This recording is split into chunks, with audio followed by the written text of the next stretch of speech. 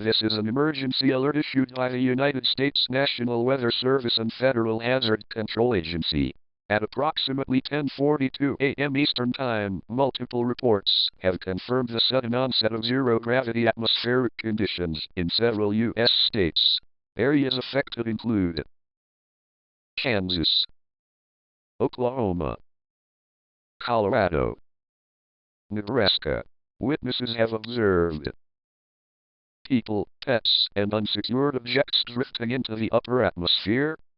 Buildings losing stability as their structural weight vanishes. Liquid water forming large airborne globules.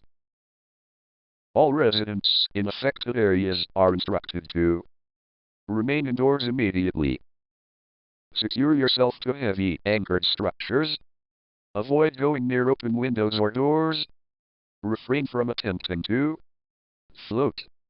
Outside, this phenomenon is currently classified as gravity weather event G0.